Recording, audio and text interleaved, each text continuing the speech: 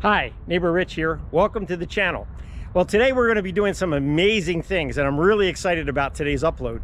But one of the things that people always ask me about is they say, Rich, tell us a little bit about yourself, a little bit about when, you got to the 717 area and where were you before that? One of the things is before I moved to the 717 area, I actually worked for a company that represented the food industry down in Washington, D.C. My office was about 3 blocks from the White House, and it was a pretty amazing time. It was actually 2001, so 2001 was the year, and I decided I was going to train for the Marine Corps Marathon. This is the actual medal that I got for being a participant in the Marine Corps Marathon. It was their 26th, and that was the year, and that was the date. But you know what had happened is just before this happened, and the Marine Corps Marathon, 26.2 miles, and it goes through all of Washington, but it does actually go through a big part of the Pentagon and that area. Well, if you recall, we had a major event happen. The major event was 9/11, and we weren't sure if the Marine Corps Marathon was even going to take place, but it did. And we actually ran through the parking lot. We ran really close to where the plane had hit the Pentagon, and it was just amazing. And the crowd's pace just slowed down. It was just an amazing time. But what was really cool is we got past that, and there was this big tunnel, and we were in this tunnel, and there's probably thousands of people. I think there's like 30,000 people run this thing, and we were all in this tunnel, and a chant started up. USA, USA, and it was just totally amazing. One of the best experiences of my life. But the thing is that I really loved that and run the Marine Corps Marathon, but DC was just a little too crazy and hectic. So I started looking for new positions. The position that I found, and why we're kind of standing here in this parking lot, is that position was for the Hershey Company. The Hershey Company, this is the main chocolate facility, at least it was back in the day. It's actually called 19 East, and it's 19 East Chocolate Avenue, and it's actually at the intersection of Chocolate Avenue and Cocoa Avenue. Now I want to just actually get started on today's upload. I'm really excited about today's upload. You're going to see a very unique collection. This collection is really, really cool, and so many neat cars. The fellow that I'm going to introduce you to, he is just a super great guy, and he loves cars. He's into motorcycles as well, and I think we're going to have a lot of fun talking to him about some of his vehicles. Hey, Am, how's it going, man? Good. Good to see you. Good to see you too. At least it's not raining. I'll take it. Me too. Fantastic. So, how you been? Excellent. Awesome, awesome, awesome. So, anyhow, Am and I met like maybe a few years ago at a Cars and Coffee, and I kind of met his dad as well, and we had an instant connection because he is a car guy and a bike guy, and I love it. So you obviously had this garage built. This is really a nice looking garage, no question about it. Thank you. So I love the way you finished it and everything. It looks really, really fantastic. All right, well, first off, I'm looking at this car and I am not even exactly sure what it is. Well, there's a good reason for that. This is actually a Swedish car. A Swedish car? It's a Volvo, they call it a P210. A Volvo P210. Oh, was it? Look at that shifter. Yeah. Oh my gosh. A Volvo P210. Yeah, this is with 40,000 miles on it. Well, this is actually kilometers. Oh, is that kilometers? Yeah, so it's even less. Yeah, sure. So this is, the whole dash is in Swedish, and this car was imported. Let me see that. This car was imported in the mid-'80s. Swedish. By my cousin Joe.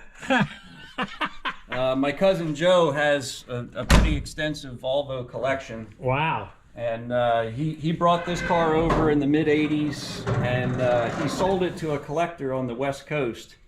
And it stayed on the West Coast for a number of years, and then the collector sold it back to him.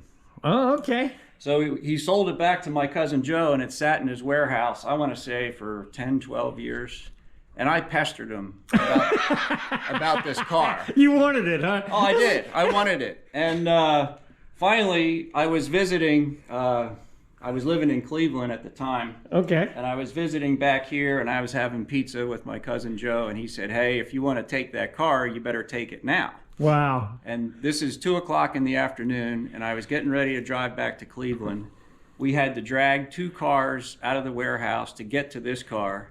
When we drug it out, it had no brakes. Oh my goodness. This is the brake reservoir. Yeah. And the rubber line had rotted off, and the brake fluid had come out. Just totally gone. Yeah. And so, much to my wife's dismay, I drove this thing back to Cleveland with no brakes. With no brakes. How did you make your emergency brake? Is that what you used? I was going to say emergency brake. Oh, I my downshifted. I drove very carefully. Yeah. But that's like a 500-mile trip.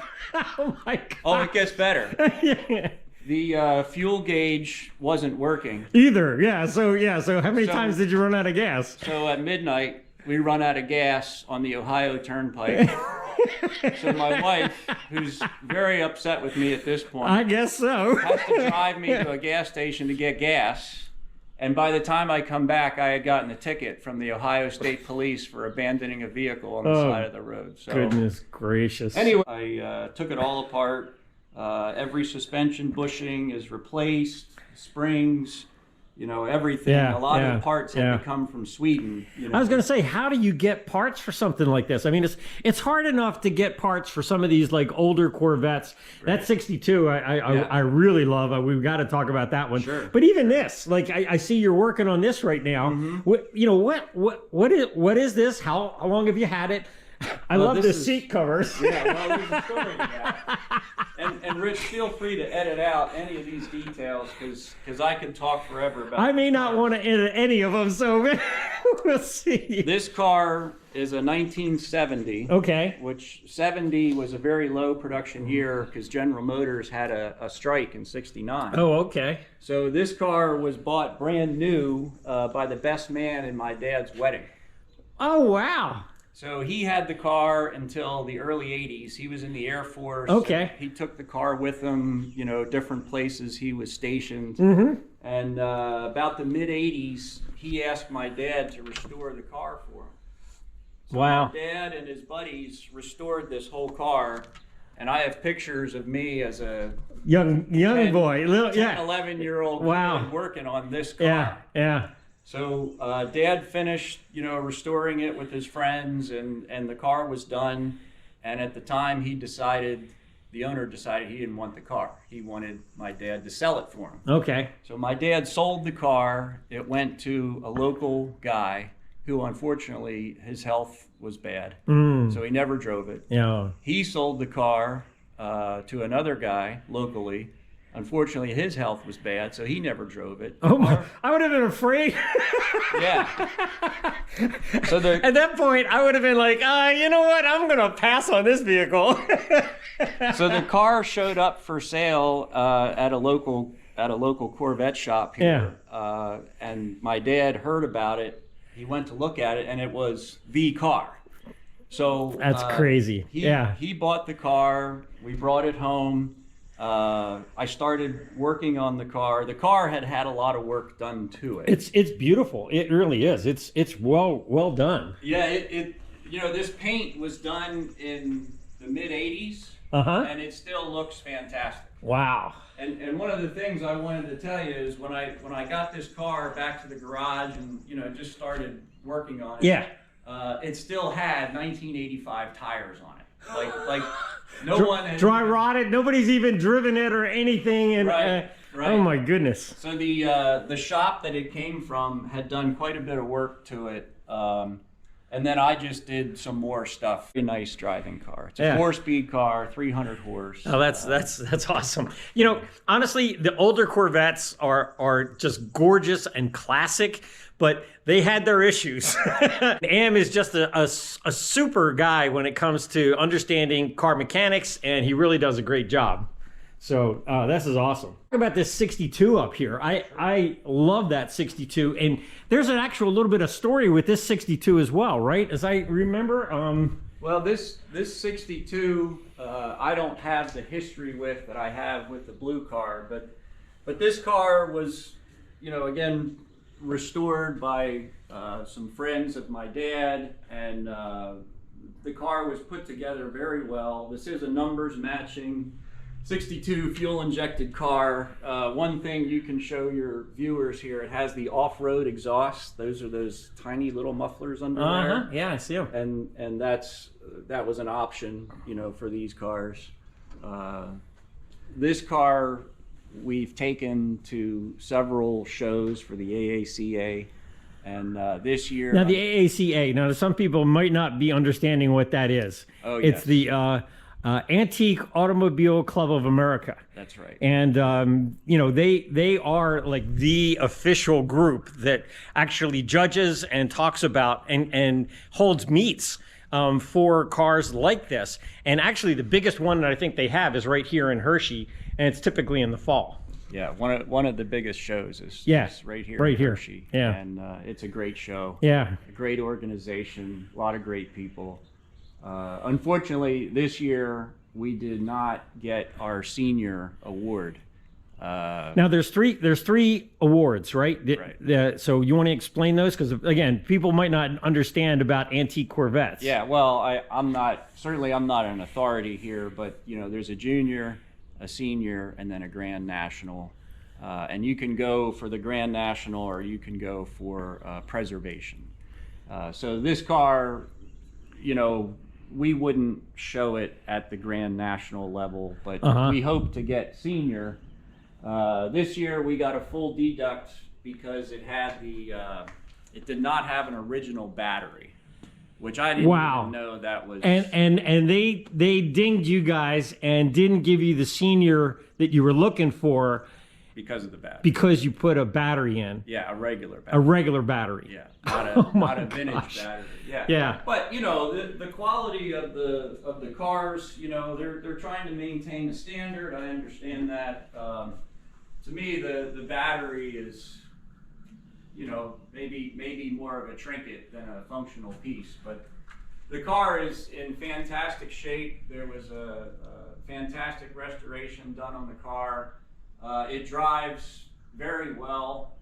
The fuel-injected cars, I've really come to appreciate. Yeah, they're way better than the carbureted cars, without question. Well, the fuel-injected cars, I think at the time, were not appreciated. I don't think they were understood very well. Yeah. There's a local expert here in the Hershey area. His name's Frank Antonicelli. He's well known in the Corvette world. He restores fuel injections. He makes parts for the fuel injections. And he has graciously allowed me to kind of come under his instruction. And I've been going to his place Thursday nights and learning about the old Corvette fuel injections. Wow. So that's starting with super 57. Cool. Yeah, 57, yeah. Yep, so all the way to 65. You know, there's little differences in each fuel injection unit, so I'm learning about the differences. And Frank actually makes parts. Wow. I'm also looking at this beautiful Ford Shelby Cobra. It's a 427, and you got to be proud of this. Oh, I love this car. This is gorgeous, absolutely gorgeous. Happy National Mustang Day, by the way. This is the closest thing we've got to a Mustang. So Rich, this is called an ERA. This is an ERA kit. Okay. So ERA is in Connecticut. They make very good quality kits. Yeah. This is a car that has been in the area its entire life. Okay. It was purchased by the owner of McGuire's Ford, and he bought it as a race car. Currently has a 427 in it. It's an FE iron block. It's actually bored out a little bit to 430 cubic inches. It does have aluminum heads and aluminum intake. I hope you can see this on the camera. Yeah, I can. I hope so too, because you know, I mean, these GoPros don't do great. Oh wow, look at that. So this is, you know, how they looked. I mean, this kit is very accurate. Very a lot of details, you know, for the kit are accurate for this car. Yeah. I do have a turkey pan. You know, if if there's any viewers out there that know these cars, I do have a turkey pan, and I am going to put I that have on. no idea what you're talking about. So there's a heat shield Oh, okay. that went on the competition cars. They call this model the SC. Okay. And so the competition cars had what's called a turkey pan. And the turkey pan was a metal pan that went around this carburetor. This would go away. Okay. And then it would seal against this opening in the hood. So the pan covered the carburetor and insulated it from the engine heat and forced the cool air Yep. right into the carburetor. And the air Pretty cleaner, ingenious. yeah, the air cleaner sat inside the turkey pan, and that's what the competition cars had. That's amazing. You know, necessity is the mother of invention every time. Yeah. This dash. I love the steering wheel too. The dash, the steering wheel. I mean, it's all really, really cool. All of this is part of the, the correctness. Yeah. The speedometer swinging backwards. That's what the original cars had. Oh, wow. This gauge arrangement was what the SC cars had. I mean, it's the real Smith's gauges, in the car. Yeah, and the AC in the Right. in the middle of the steering wheel. Right. All right, Am, can you start it? You put a lot of pressure on me. I know. It is a lot of pressure, but I'm ready.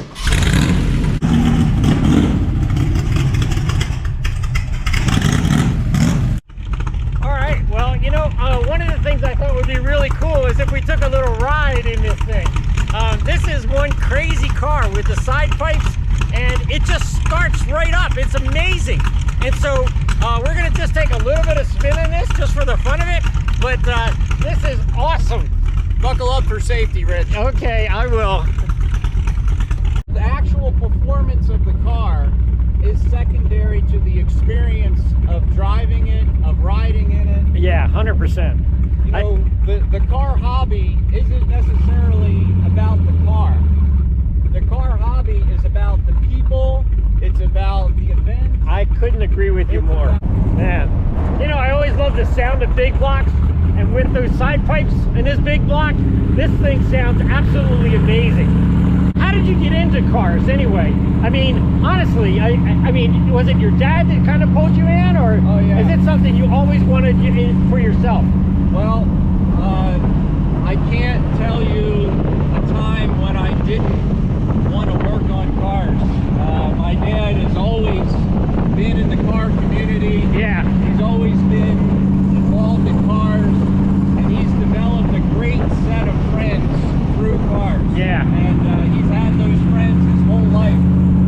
My grandmother would tell me stories about Dad, and she said she would count how many legs were under the car, and that's how many sandwiches she would make. She had all kinds of great stories about Dad, and from what I could tell, I wasn't there. Yeah, right. What I could tell, she was very supportive of my dad and the cars. Yeah. But that could be her just being nice. Yeah. Well, I mean, I've met your dad for sure several times, and he is a super great guy. He couldn't quite be here today, or I know he'd be here and be adding to some of these wonderful stories.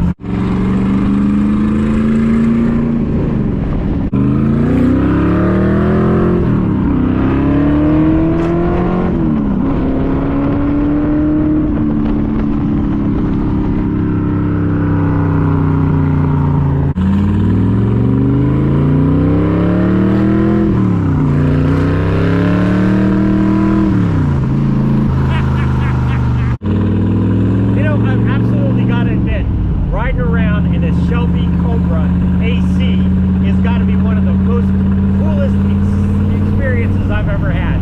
This is so neat. If you ever get the opportunity or the chance to do this, I highly recommend it. 62. Oh, this is 62 also? Yeah, this is a 62. Oh, okay.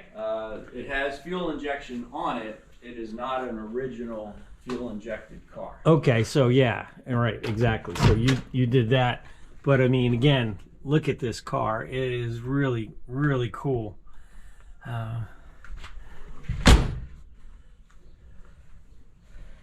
I just love some of the look and the angles on some of these 62s and you know, some of the you know, again, this is part of the C1 series. Correct. And I know you've got a couple of older ones, and I would love to take a look at those as well. Sure. But you know, why don't we talk about first off, what's the car, the mini car? Let's talk about that for a second. Yeah. What the heck? You love to collect these like older, like funny cars that are just like really crazy. It's a Vespa 400. Yeah. Look at this thing. Oh my gosh. So this is a 400 cc 2-stroke. Okay. It's got a 3-speed manual. Yeah. This was a French car. Anyway, so and the squirrels that make this really up to 14 horsepower, they go what, right here somewhere? Yeah, right. Is that the right. squirrels? Yeah, that's right.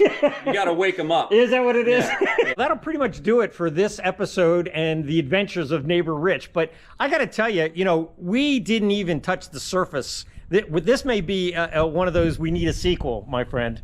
Because, I mean, what do we have? We have also like a 54 and a 65 and a 66. A 66. And then a 2020 and C8. A 2020 C8 as well. All in the collection that we didn't even get a chance to get to.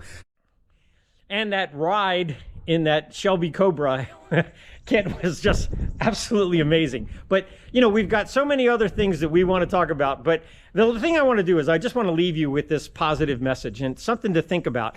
You know, if somebody were to ask, you know, what kind of person are you? You know, would they say, you know, good things about you? You know, that you're somebody that's, you know, very loving, very caring? Or would they say you're somebody that's argumentative and somebody that, you know, causes a lot of drama and trouble? You know, honestly, you got to be careful with that because you reap what you sow. You know, if a farmer puts wheat into a, you know, field, he doesn't expect to get corn. You're going to reap what you sow. And so I just encourage everybody that is watching this to, you know, do something positive, be positive and get that good report because honestly, there is nothing better than having a life where people look back and say, you know, that was a great person. And so anyhow, with that, take care. Have a great time. I hope you like this upload, and we'll talk to you in the next one.